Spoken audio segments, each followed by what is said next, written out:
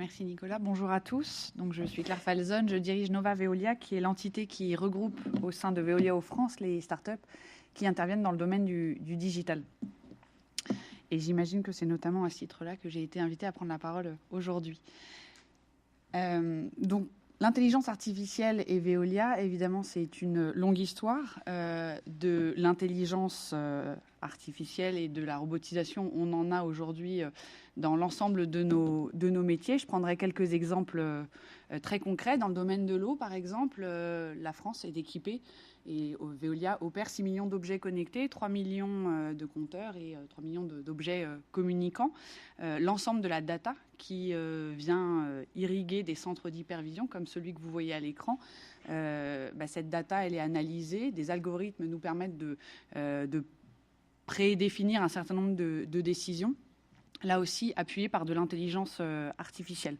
Des centres d'hypervision comme celui-ci, on en a aujourd'hui au Cerveau pour le CEDIF, au Hublot à Lyon, à l'ILEO, et puis avec le plan Hypervision 360 mis en place par l'O-France, l'idée est de digitaliser l'ensemble de nos opérations.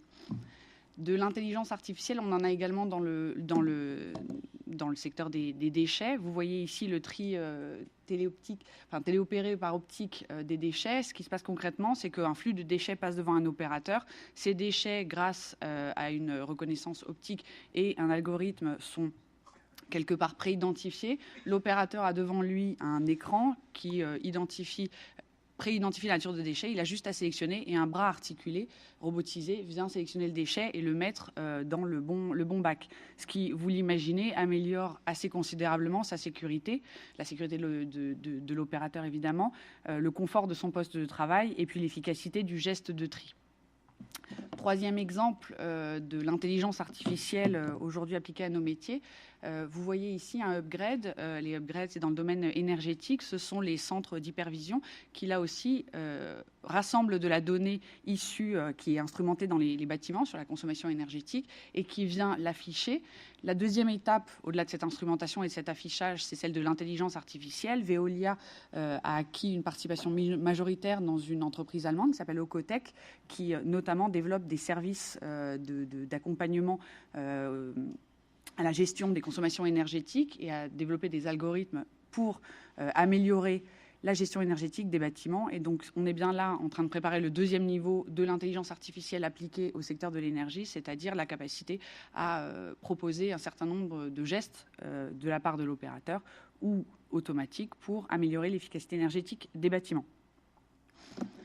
Ça, c'est pour le champ de nos opérations. Dans les relations avec nos consommateurs, on a aussi essayé de développer des produits qui se fondent sur l'intelligence artificielle. Vous avez, par exemple, ici un coach social et budgétaire qui s'appelle Fastoche, développé par Pboost. C'est une des sociétés qui est hébergée, par exemple, chez Nova. Et ce coach, qui est une application donc, fondée sur un chatbot, va piocher, sur la base évidemment du volontariat, des données dans les comptes bancaires des personnes qui choisissent d'utiliser l'appli. Et il a la fonction de finalement trier, d'organiser les données de consommation financière des particuliers et puis de définir chaque jour ce qu'est le reste à vivre. Le reste à vivre, c'est un concept cher à l'économie sociale et solidaire. Le reste à vivre pour la personne qui utilise cette application. Parce qu'on s'est rendu compte que souvent, quand quelqu'un a une difficulté à payer sa facture d'eau, ce que nous, on peut identifier, eh bien, c'est derrière une difficulté à gérer son budget qui va évidemment bien au-delà du paiement de la facture d'eau. La deuxième dimension de ce coach, c'est un coach social, où là aussi, sous le format d'un chatbot, la personne recense sa situation personnelle et familiale, et puis en allant piocher dans des bases de données qui sont publiques, l'outil Fastoche, donc le chatbot, lui propose les aides auxquelles il est éligible. Donc voilà, l'idée c'est bien d'accompagner avec de l'intelligence, mis dans une application en l'occurrence, la gestion de la facture et plus globalement de l'environnement financier d'un particulier. Donc voilà quelques exemples. Comme le disait Nicolas tout à l'heure, on est au niveau, alors je ne sais pas si on va dire bête, mais basique de l'intelligence artificielle, puisque ce qu'on voit, c'est qu'il faut toujours un être humain pour paramétrer ces différents outils, et plus encore dans nos métiers, il faut toujours un être humain pour aller opérer concrètement le service, quand bien même sa décision, son action a été appuyée par de l'intelligence artificielle. La question qui se pose à nous, la question de la conférence, je pense, aujourd'hui, c'est de se poser la question de l'après. Le jour où, effectivement, on n'est plus dans de l'algorithmie avancée, mais on est dans de l'intelligence artificielle, où le deep learning, le machine learning, véritablement, viennent changer la manière dont, au sein des villes notamment, les services urbains sont opérés. Cette question, elle taraude Veolia, évidemment, là aussi, depuis longtemps. On a diverses solutions pour y réfléchir. Je prends l'exemple de Nova Veolia. On a choisi d'excuber ou d'incuber, selon la situation, des startups qui interviennent dans le domaine du digital pour se disrupter. Alors, pas de l'extérieur complètement, mais en tous les cas, d'avoir des entités qui nous amènent à nous poser des questions que, pris dans notre train quotidien, qui est celui de rendre les services à des millions de consommateurs et des milliers de clients municipaux, on n'a pas forcément le temps de se poser. C'est une solution. Au sein du groupe Veolia, on a créé la Digital Factory, donc au sein de la DSI, qui, pour le compte des business units de Veolia, développe à base de data science notamment des algorithmes pour améliorer nos opérations. Veri, l'organisme de recherche de Veolia, a une ligne de développement digital. Et puis, on a, pour voir plus loin, heureusement, l'Institut qui nous amène à réfléchir. Et ce numéro de la revue, évidemment, est une très bonne occasion d'y réfléchir. À titre personnel, ce qui m'a le plus marqué dans le numéro de ce numéro un peu spécial, c'est l'interview de Roland Ries, que je vous invite évidemment tous à lire, comme tous les autres articles, mais celui-ci, je trouve, est très intéressant parce que c'est le point de vue d'un maire qui voit à l'échelle de sa ville, autour de l'intelligence artificielle et plus précisément autour de la data que cette intelligence va être amenée à modéliser, cohabiter deux logiques assez différentes. D'un côté, des plateformes qui ont vocation à créer de l'échange entre les citoyens, des échanges, ça peut être des échanges de services, de bonnes pratiques, de conseils, avec pas forcément, voire pas du tout d'enjeux financiers à la clé, c'est juste de la mise en relation et tout ce que le digital peut apporter de liens supplémentaires. Et ces plateformes-là, comme je disais, peu de dimension financière, donc l'intelligence artificielle se limite aux moyens qui leur sont consacrés, c'est-à-dire relativement peu.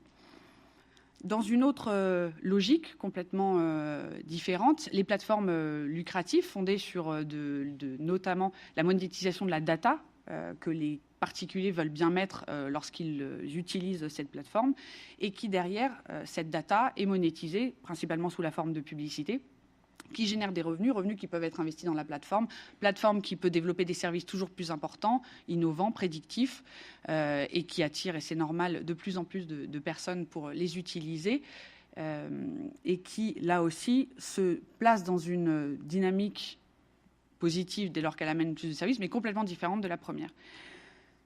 On peut se dire que ce deuxième modèle, il est efficace, il apporte des services, c'est du donnant-donnant.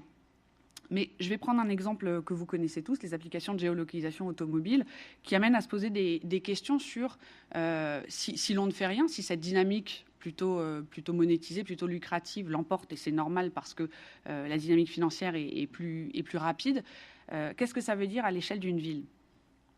Vous utilisez sans doute des applications de géolocalisation qui vous aident à trouver votre chemin plus efficacement à l'intérieur d'une ville. Donnant, vous donnez des informations sur notamment votre situation, votre géolocalisation. En échange, vous avez un trajet optimisé.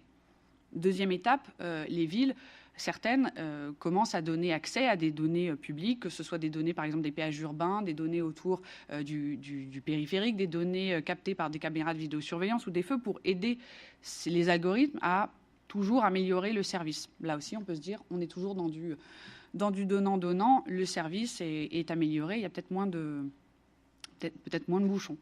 Et puis, l'étape d'après, certaines villes réfléchissent aujourd'hui à confier l'instrumentation des panneaux de circulation, enfin des feux notamment, à ces entreprises, parce que, quitte à ce qu'elles soient prédictives, pourquoi pas aller jusqu'à le cran d'après, c'est-à-dire vraiment instrumenter la ville et puis optimiser en temps réel le trafic, en modifiant, non pas les plans de circulation évidemment, mais à minima les feux rouges pour faciliter des désengorgements.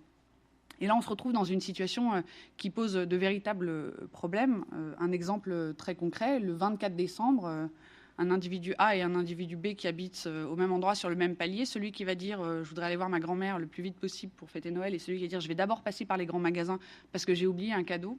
Je ne sais pas si l'un de ces deux trajets sera mieux optimisé que l'autre. je ne sais pas, je ne maîtrise pas l'algorithme de ces applications.